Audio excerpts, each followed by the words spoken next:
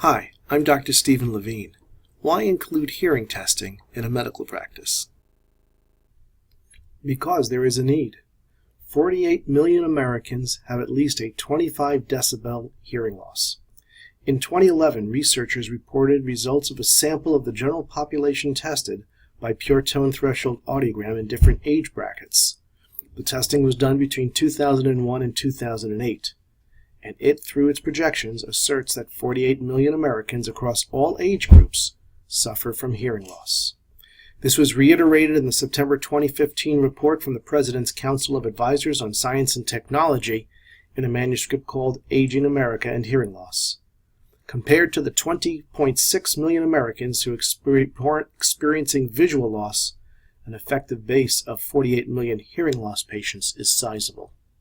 When looking at age groups, 14% of those aged 45 to 64 had hearing loss, 33% of those aged 65 and older, and 67% of those aged 75 and older. Of the 48 million Americans with hearing loss, only 13% have been diagnosed. There are yet 42 million to be identified. There are two major causes of hearing loss that far exceed all others. Age-related hearing loss is probably today the most common cause of hearing loss, but it starts decades before first evident. Noise-induced hearing loss is the most rapidly growing cause of hearing loss, and the prevalence of noise-induced hearing loss is probably close to the prevalence of age-related hearing loss. Noise-induced hearing loss typically begins in the teens and early 20s. Age-related hearing loss and noise-induced hearing loss are additive with respect to their summation. Yet, only a fraction of those diagnosed wear hearing aids. This suggests that this is massive underdiagnosis and that there is a great role to be played in the general medical community. It is complicated by an increasing life expectancy and a growing younger population with unprecedented levels of noise-induced hearing loss, who ultimately will exhibit the cumulative effects of age-related and noise-induced hearing loss. It is difficult for patients to identify the disorder themselves. It's because it's usually slow and insidious, and consumers can take up to 10 years before they act on a hearing loss that they themselves have already noticed. Patients tend not to accept self-diagnostic pathways and applications, but they accept testing when recommended by a medical provider, and testing itself requires a special effort. Yes, there is an important role for primary care medicine in this diagnosis.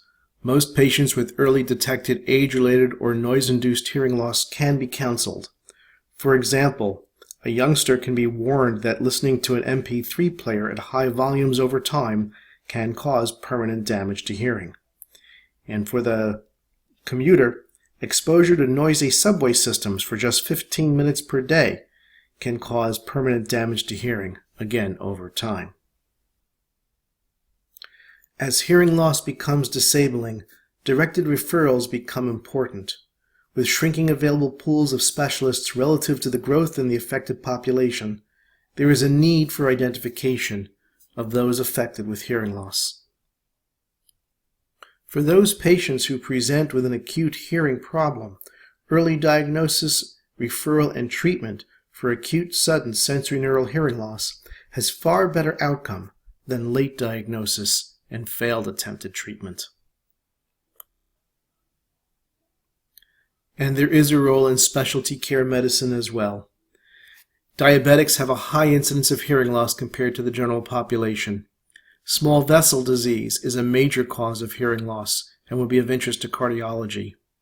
Hearing testing is how one assesses the eighth cranial nerve and will be important to neurology, especially in patients with memory issues, since progressive hearing loss can affect memory issues in older patients. Patients undergoing chemotherapy are at risk for a hearing loss and fits the oncology bill. And then finally, ophthalmology sees patients all the time with at least one impaired sense organ. Adaptation when there are two impaired sense organs becomes all the more difficult, and all the more reason those patients need to be diagnosed.